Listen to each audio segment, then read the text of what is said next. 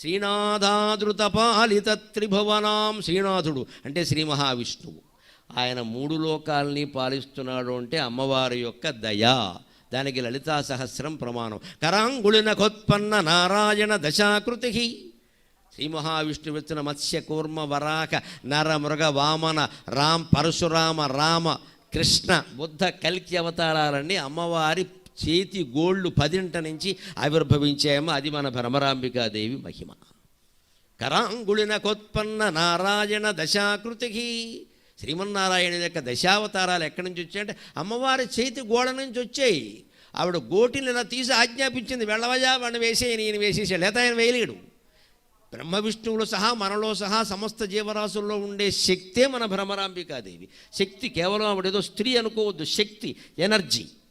మీరు సంసారాల్లో కూడా గమనించండి, ఎవరికి చెప్పుకున్నా తీరని దుఃఖం భార్యకి చెప్పుకుంటే తీరుతుందండి. ఆవిడ శక్తి. ఎవరికి చెప్పుకోండి మీరు ప్రపంచంలో, భార్యకి చెప్పుకుంటే తీరుతుంది. ఎందుకంటే పూర్తిగా 30 ఏళ్ళు 40 ఏళ్ళు 50 ఏళ్ళు కాపురం చేసింది. ఈ మనిషి బలాలు కాదు, బలహీనతలు కూడా తెలుసు ఆవిడికి. పోవాయా, పోతే పోయింది, ఏంటి 10 లక్షలు పోతే ఏడుస్తూ కూర్చున్న బోళ్ళు పోయే, బిజినెస్లో ఏముందానికి మళ్ళీ చేసుకుంది. కానీ ఏమైంది, అసలు నీలాంటి మగాడు ఎవడున్నాడో, ఇంకో వ్యాపారం బట్టి నీకెందుకు, ఇంట్లో పొదుపు నేను చేస్తాను కదా, నువ్వు చూసుకో అని భార్య అనగలిగితే మగాడు శ్రీ మహావిష్ణువులో లేచి నిలబడతాడమ్మా, తిరుగులేదు. అంత శక్తి. రామచంద్రమూర్తికి చివరి రోజు యుద్ధంలో రావణాసురుని జయించడం కష్టమైపోయేది. నిరాశ, నిస్త్రాణ వచ్చింది మనిషికి. వచ్చి ఏమనుకున్నాడో తెలుసు, వాల్మీకి రాస్తాడు, సీతాదే వచ్చి నన్ను కౌగులించుకుంటే బాగుండు, శక్తి వచ్చేది నాకు, శక్తిహీనుణ్ణయ్యాను అన్నాడు పాపం. పక్కన లక్ష్మణుడు ఉండి, అన్నయ్య ఏదో సామెత చెప్పినట్టుగా ఉంది, సీతాదే వచ్చి నిన్ను కౌగులించుకునే స్థితి ఉంటే యుద్ధం ఎందుకయ్యా అన్నాడు. ఆ స్థితి లేకే కదా యుద్ధం చేస్తున్నామంటే, ఎలాగ తమ్ముడు, రావణాసురుడు సరే వాడి శక్తి వాడుకుంది, వాడు దుర్మార్గుడైతే కావచ్చు కానీ శక్తిమంతుడు కదా, వాడిని చెయ్యాలంటే చంపాలంటే చాలా శక్తి ఉండాలి. 21 రోజులు యుద్ధం, 20 రోజులు అయిపోయింది, వాడు సావట్లేదు. అప్పుడు ఆయన ప్రార్థనకి అగస్త్య మహర్షి దిగొచ్చాడు. దైవతైశ్చ సమాగమ్య, దేవతలతో సహా వచ్చి ఆరిత్య హృదయ స్తోత్రాన్ని వెంటనే నీ వంశకర్త సూర్య భగవాను ఆరాధించవయ్యా, సీతాదేవి ఇవ్వగలిగిన శక్తినంతా సోరాల్ ఎనర్జీ సూర్యశక్తి రూపంలో నీకు ఇస్తాడు ఆయన అన్నాడు. వెంటనే 31 శ్లోకాల్లో ఆయన ఆరాధన చేశాడు. రామచంద్రమూర్తి ఆ సూర్యశక్తితో రావణాసురుడిని జయించగలిగాడు. భార్య అంత శక్తిని ఇస్తుంది భర్తకి, భర్త అంత శక్తిని ఇస్తాడు భార్యకి. ఆ శక్తి రూపంగా స్త్రీని మనం ఆరాధన చెయ్యాలి. అప్పుడే సంసారాలు బాగుంటాయి, సామ్రాజ్యమైనా బాగుంటుంది. అందుకోసం శ్రీ మహావిష్ణువు పాలిస్తున్నాయంటే అమ్మవారి దయ. గానాసక్త మనోజ యౌవనల సద్గంధర్వ కన్యాదృతాం. గానం మీద ఆసక్తి కలిగినటువంటి గంధర్వ కన్యలు మన్మధులతో సమానమైన యవ్వనంలో ఉన్న వాళ్ళందరూ మణిద్వీపంలో మన భ్రమరాంబికాదేవి చుట్టూ ఉండి గానం చేస్తూ ఉంటారు. ఆవిడ చాలా ఆనందిస్తూ ఉంటుంది. అని చెప్పి గాన కళ ద్వారా మనం చేరుకోవలసింది అమ్మవారిని. అందుకే సరస్వతీదేవి చేతుల్లో వీణ ఉంటుంది, పక్కన జపమాల కూడా ఉంటుంది. చూడండి, ఊరికే వీణ వాయించుకొని కచేరీలు చేసుకోవడం కాదు ఇక్కడ. ఈ సంగీతం ద్వారా, అలాగే పుస్తకం సాహిత్యం సంగీతం, నువ్వు దేన్ని ఆశ్రయించినా సరే అంతిమంగా జపమాలను ఆశ్రయించాల్సిందే. నువ్వు జపం చేయకపోతే కుదరదు. ఇది పైగా ఇవి భ్రష్టు పట్టించేస్తాయి, అనవసరంగా జీవితాలు పాడు చేస్తాయి. పాడు చేయకుండా ఉండాలంటే దైవీయమైన సంగీతం కావాలి. ఇది సంగీత సాధన భక్తి విన అంటాడు త్యాగరాజస్వామి. భక్తి లేకపోతే సంగీతం దేనికి పని లేకన్నాడు. అందుకని ఆ సంగీతం మనకి మోక్ష సామ్రాజ్యాన్ని అందించగలగాలి కానీ సంసారాలు పాడు చేసుకుందుకు కాదు కదా సంగీతం కానీ సాహిత్యం కానీ. అలా అందుకోవాలంటే అమ్మవారిని ఆశ్రయించాలి మనం. అప్పుడు దీనానాం అతివేల భాగ్యజననీం దివ్యాంబరాలంకృతాం. దివ్యమైన పట్టు వస్త్రాలు ధరించినటువంటి ఆవిడ ఎంత దీనులకైనా అతివేలమైన భాగ్యాన్ని అందించగలుగుతుంది ఖచ్చితంగా. ఇంకొక మాట అద్భుతమైన చెబుతున్నారు శంకరాచార్య.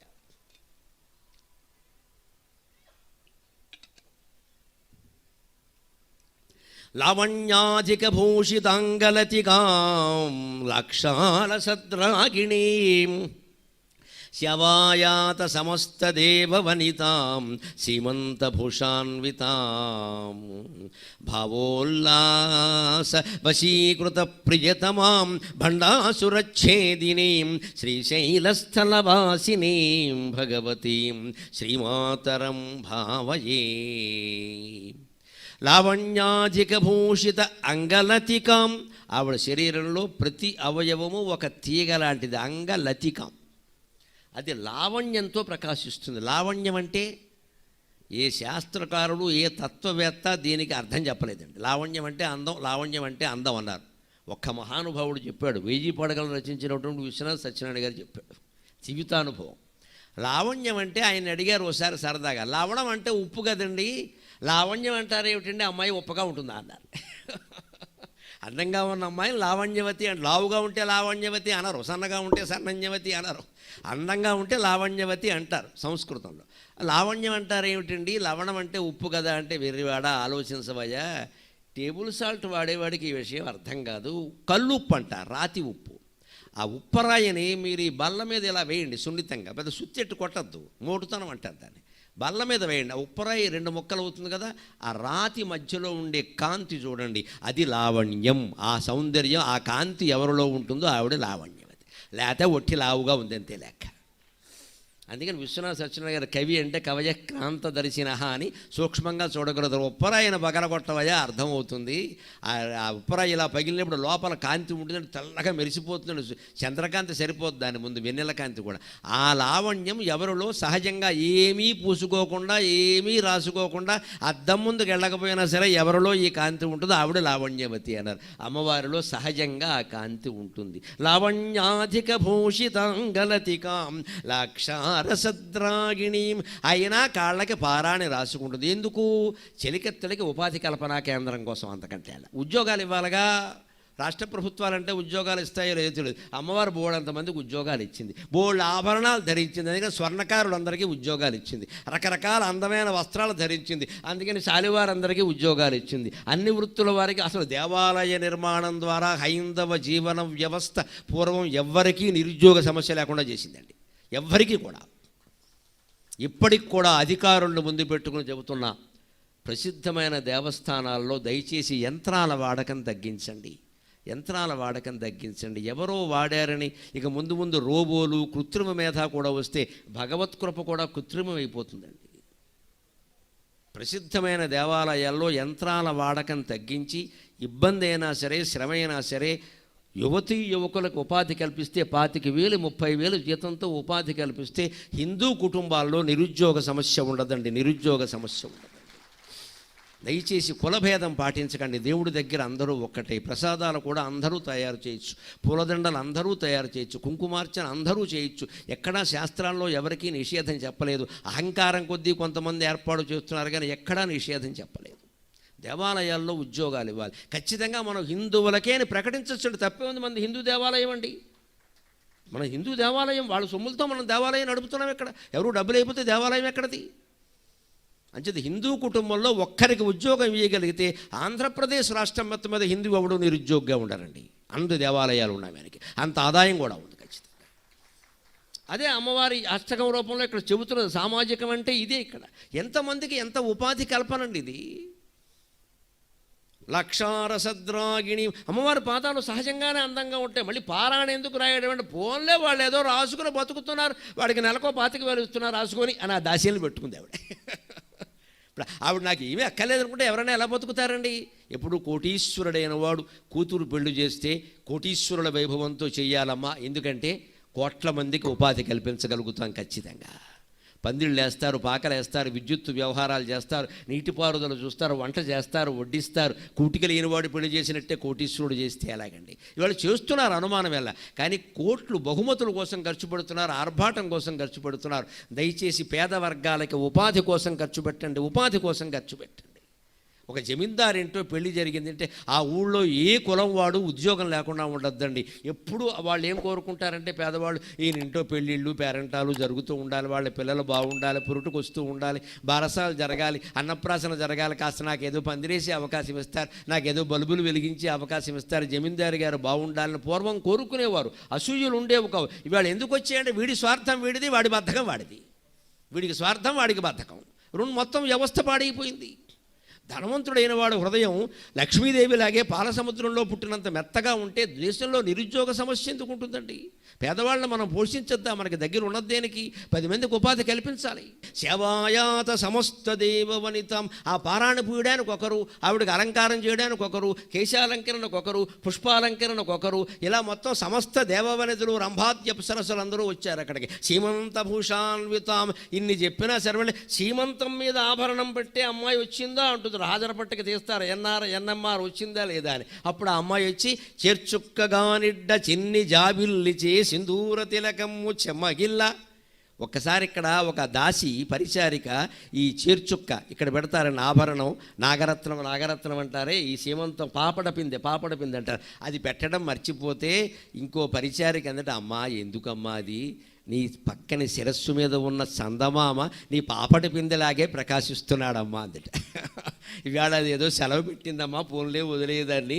చేర్చుక్కగా నిడ్డ చిన్ని జాబిల్లిచే సింధూర తిలకమ్ము చెమ్మగిల్లా అని మహాకవులు వర్ణించారు. ఈ చేరుచుక్క అనేవారు అచ్చ తెలుగు మాట. పూర్వం పాపట పిందెని చేరుచుక్క అనేవారు. అది ఆభరణం సరిగ్గా ఇంత పొడుగ్గా చేసి ఇక్కడ నక్షత్రం ఆకారంలో పెడతారు, సౌభాగ్యాభరణం అంటారు. మొత్తం ఏదో ధరించి 5 ఆభరణాల్లో అదొకటి. అలాంటివన్నీ ఉపాధి ఎందుకు అంటే అందరినీ బతికించాలి కదా, లేకపోతే అలాగా. శవాయాత సమస్తది చే దేవవనితాం శ్రీచక్ర సంచారి, శవాయాత సమస్త దేవవనితాం శ్రీచక్ర సంచారిణి. అటువంటి ఆవిడ శ్రీచక్రంలో సంచారం చేస్తూ ఉంటుంది. ఆవిడ్ని సేవిస్తే ఇంకా ఇన్ని ఆభరణాలు ధరించేది ఎందుకోసం? ఆ మాట చెబుతున్నాడు. సంసారం బాగుండడానికి, భర్త ఆనందించడానికి, బయట వాళ్ళ దగ్గర పోజు కొట్టడానికి కాదండి. అలంకరణ ఆభరణాలు అన్నీ కూడా భర్త ఆనందించడానికే, భార్య ఆనందించడానికి, బయట వాళ్ళ కోసం కాదు. అందుకే భావోల్లాస వశీకృత ప్రియతమాం భండాసురచ్ఛేదిని. తన భావాలతో, హావాలతో, శృంగార చేష్టలతో ఆనందంగా మన మల్లినాథ స్వామిని ఆనందింపజేస్తుంది ఆవిడ. ఈ ఆభరణాలన్నీ నీకోసమేనయ్యా, ఈ వస్త్రాలన్నీ నీకోసమే, ఎందుకంటే నువ్వు ఎలాగూ ఏం కట్టుకో, ఏనుగుతోలు బూడిద నీకేముంది కనుక, అందుకని నేనేనా కట్టుకుంటే చూసి ఆనందించవయ్యా అంటే, పోన్లే నువ్వు అలాగే ఉండాలి, నేను ఇలాగే ఉంటా. ఆయన ఎంతసేపు బోల్లింగం, ఈవిడేమో సర్వాభరణాలతో ప్రకాశిస్తూ ఉంటుంది. అటువంటి దంపతులు కాపురం చేస్తున్నారండి. మనం చేయలేమమ్మా, కొట్టుకు చచ్చిపోతున్నారు అన్యాయంగాను. ఎంత ఆస్తి ఉన్నా చాలదు, ఎంత ఐశ్వర్యం ఉన్నా చాలదు, ఎన్ని ఆభరణాలు ఉన్నా చాలవు. ఎంత ఎక్కడి నుంచి వస్తున్నాయండి? మళ్ళీ అందరూ గుళ్ళోకి వస్తారు, అమ్మవారికి దండం పెడతారు. ఇన్ని ఆభరణాలు కలిగినవాడు ఏమీ లేకుండా చెంబుడు నీళ్లకు పరవశించిపోయే పెద్ద మనిషితో లక్షల ఏళ్లుగా కాపురం చేస్తుంది. శివపార్వతులను మించిన దంపతులు ఉండరండి, శివపార్వతులను మించిన దంపతులు ఉంటారు. ఆదర్శ దాంపత్యం అంటే వారిది. ఇప్పుడు ఇంకొక మొక్క మంచి మాట చెబుతున్నాడు.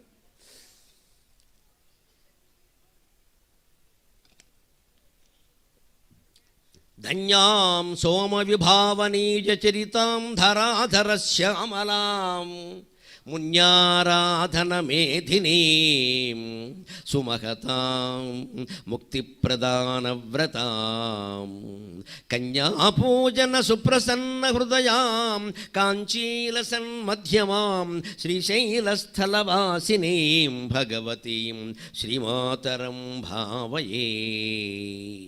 ధన్యాం, ధన్యమైన జీవితం. ఆవిడ విగ్రహాన్ని చూస్తే మన జీవితము ధన్యమే. సోమ విభావనీయ చరితాం, చాలా గొప్ప మాట ఇది. సోముడంటే చంద్రుడు, అందుకే సోమవారం అంటే శివుడికి ఇష్టం. ఎందుకో గమనించండి. సా ఉమా గుణసంధి తెలుగు మాస్టర్లకు బాగా తెలుస్తుంది. స ఉమా సోమ, ఉమాదేవితో కూడినటువంటి వారమే సోమవారం. అందుకే సోమవారం అంటే ఆవిడకి ఇష్టం. ఈ వారం అంటే ఎందుకు? మా ఆవిడ పేరు అందులో ఉందయా, నాకు ఇష్టం అంటాడు. ఆవిడంటే అంత ఇష్టం ఆయనకి. సోమ ఎందుకంటే స ఉమా, మా ఆవిడ పేరు అందులో ఉంది, నీకేం తెలుసు అంటాడు. పైగా సోమశబ్దానికి చంద్రుడు అని అర్థం ఉంది. ఆ చంద్రుడు శివారాధకుడే. ఎంత ఆరాధకుడు కాకపోతే నెత్తి మీద పెట్టుకుంటాడు.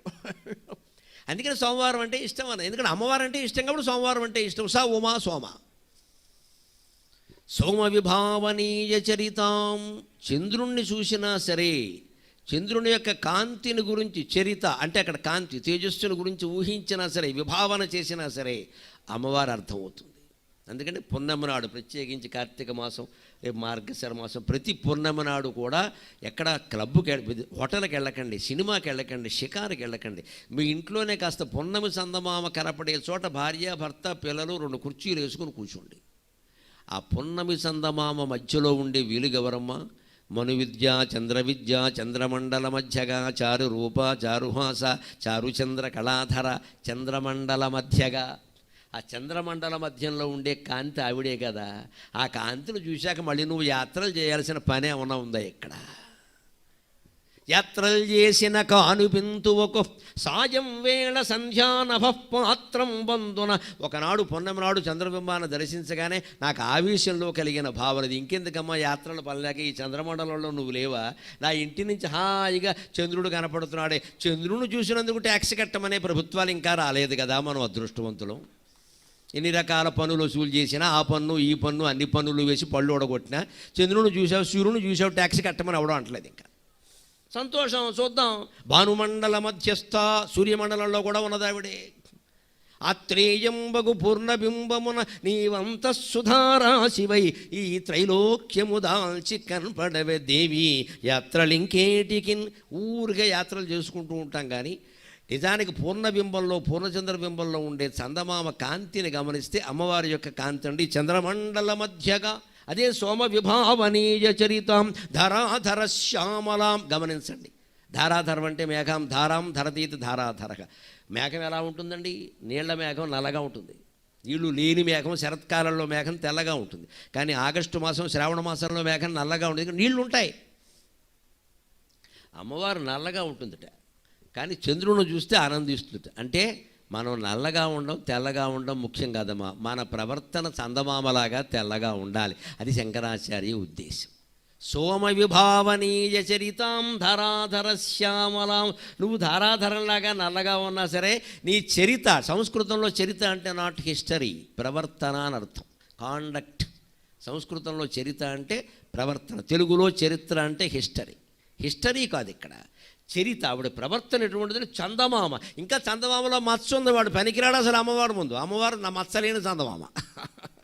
మత్సలేని చందమామలాగా ఆవిడ జీవితం గడిపింది ఆ భర్తతోటి. మనము అలాగే సంసారాలకి, జీవితాలకి, ఉద్యోగ బంధాలకి అంకితమై ఉండాలి. అప్పుడు సమవిభావనీయ చరితం మున్యారాధన మేధిని. మురులు ఆరాధిస్తూ ఉంటే ఆవిడకి ఎంతో ఆసక్తి. అన్నం నీళ్లు మానేసి ఆరాధిస్తున్నారు నన్ను. అగస్త్యుడు సేవించాడు, ఆయన భార్య లోపాముద్ర సేవించింది. ఎంతమంది సేవించారు? లోపాముద్రార్చిత లీలాక్లుప్త బ్రహ్మాండ మండల. అటువంటి మున్యారాధన మేధిని. మురులు ఆరాధిస్తూ ఉంటే ఆసక్తిగా అక్కడే ఉండిపోతుంది ఆవిడ. మున్యారాధన మేధినీం సుమఖతాం. గొప్పవారందరూ నిన్ను ఆరాధిస్తూ ఉంటారమ్మా. సుమఖతాం సుమఖతాం ముక్తి ప్రధాన వ్రతాం. ముక్తి ఇవ్వడమే వ్రతంగా పెట్టుకుంది ఆవిడ, ఒక నియమంగా. మనందరినీ ముక్తులు చేయడమే ఆవిడ వ్రతం. అందుకని మనం భయపడక్కర్లేదు జీవితానికి. ఎప్పటికైనా ఆవిడ మోక్షాన్ని ఇస్తుంది. ఇవ్వకపోయినా మనకి నష్టం లేదు, ఆవిడ ధ్యానంలో ఉన్నాం కాబట్టి. ఆవిడ ధ్యానంలో ఇప్పుడు భుక్తికి తేడా ఏముందండి? ఇంకో మాట చెబుతున్నారు ప్రత్యేకంగా, కన్యా పూజ సుప్రసన్న హృదయం. పెళ్ళి కాని అమ్మాయిలు అమ్మవారి పూజ చేస్తే మంచి భర్త దొరకడమే కాకుండా జీవితం అంతా బాగుంటుందమ్మా, జీవితం అంతా బాగుంటుంది. శంకరాచార్య చెబుతున్నమాట. ప్రత్యేకించి అమ్మాయిల చేత కన్యా పూజలను చేయిస్తారు. అటువంటి పూజలకు అమ్మాయిలను పంపించండి, చేయించండి, కుంకుమార్చన చేయించండి. కన్యాపూజన సుప్రసన్న హృదయం. ఆ కన్యలు వచ్చి పూజిస్తే, కన్య అంటే మామూలు స్త్రీ అనే అర్థం కూడా ఉంది ప్రాచీన సంస్కృత భాషలో. పెళ్లి కాని అమ్మాయి అనేది తర్వాత వచ్చింది. కన్య అంటే స్త్రీ అని కూడా. స్త్రీలు ప్రత్యేకించి అర్చిస్తే ఆవిడికి చాలా ఆనందం. ఎందుకు? ఎంత దేవతలైనా ఏదో పక్షపాతం ఉంటుంది కదా. వీళ్ళు మా ఆడాళ్లే మహిళా మండలి అని, మహిళా మండలి అంటే ఆవిడకి చాలా ఇష్టం. అందుకని ఈ శ్రీశైలం దేవస్థానానికి వచ్చేవాళ్ళు ఎక్కడికైనా ఒంటరిగా వెళ్ళచ్చు, కానీ ఎక్కడికి ఒంటరిగా వస్తే అమ్మవారు అదేదిరా వెధవమోహం వేసుకొచ్చావు ఇక్కడికి ఉంటుంది వెంటనే ఆవిడ. ఆవిడేది ఇంటి దగ్గర వదిలేసి వస్తావు, పని లేక నీ మొహం చూపించాలి, పడి తీసుకురా, ఈసారి వచ్చినప్పుడు తీసుకురా, వేషాలు ఏకని చెబుతుంది ఆవిడ. ఎందుకంటే కన్యాపూజన సుప్రసన్న హృదయం. స్త్రీలు ప్రత్యేకించి ఆరాధిస్తూ ఉంటే వీళ్ళు మేము ఇద్దరం స్త్రీలమే అని వెంటనే అంగీకరిస్తుంది అనమాట. ఆవిడకి కొంచెం పక్షపాతం ఉంటుందండి ఎంతైనా, మరి విగ్రహ రూపం ధరించింది కదా. అందుకే దాని ఏం పోయిందని శుభ్రంగా భార్యతో సహా వెళదాం, ఆరాధన చేద్దాం, మనకి మరింత మంచిది కదా. మనం శ్రమపడాల్సిన పని లేకుండా భార్య పూజ వల్ల భర్తకి సౌఖ్యం వస్తుంటే అంతకంటే కావాల్సింది ఏమిటి? అందుకే రావణాసురుడు ఎన్ని పాపాలు చేసినా చివరి వరకు ఎందుకు బతుకున్నాడంటే మండోదరి పూజల వల్ల, అంతకంటే ఉంది. అందుకని కన్యాపూజన సుప్రసన్న హృదయాం కాంచీల సన్మధ్యమాం. నీ మధ్య భాగం నడుము వడ్డాణంతో ఎంత అందంగా ప్రకాశిస్తోందమ్మా అన్నాం. వడ్డాణం ధరించడం గర్భధారణకు కూడా మూలమవుతుందమ్మా. ఇప్పుడు ఫ్యాషన్ పేరు మీద ధరించడం మానేశారు. అమ్మాయిలు పెళ్ళయిన తర్వాత వడ్డాణం ధరించాలి, కన్యలు కూడా ధరిస్తారు. దానివల్ల బంగారం ఒంటికి తాకుతుంది, గర్భధారణ శక్తి పెరుగుతుంది, శరీర లావణ్యం దెబ్బతినకుండా ఉంటుంది. ఇంకో మాట ఏమిటంటే ఇది కంచి పీఠానికి సంబంధించిన మాట. కాంచీల సన్మధ్యమాం, భూమండలం మొత్తానికి మధ్య భాగం, సెంటర్ పాయింట్ ఏదంటే కాంచీ నగరం అండి లెక్క. భూమండలం మొత్తానికి, మన భారతదేశానికి కాదు, భూమండలం మొత్తానికి భారతదేశం నాభిస్థానం. అజనాభం అంటారు దీన్ని, బ్రహ్మనాభి అంటారు. మళ్ళీ భారతదేశానికి మధ్యస్థానం ఏదంటే కాంచీపీఠం. అందుకే కంచిలో అమ్మవారి యొక్క అవయవాల్లో ఏది పడింది? నాభి పడింది అక్కడ ఖచ్చితంగా. అక్కడ స్తంభ రూపంలో ఉంటుంది, అక్కడ లోపల చెయ్యి పడితే కుంకుమ వస్తుంది, వెంటనే నాభి రూపం, నాభి పడింది అక్కడ ఖచ్చితంగా. అందుకని కాంచీల సన్మధ్యమాం, భూమండల మధ్యంలో ఉండేటువంటి కంచిపీఠం అంటే, కంచి పరమాచార్య అంటే నీకు ఎంతో ఇష్టమమ్మా తల్లి, నీకు వారికి నమస్కారం అంటున్నాడు. శ్రీశైలస్థలవాసినీం భగవతీం శ్రీమాతరం భావయే.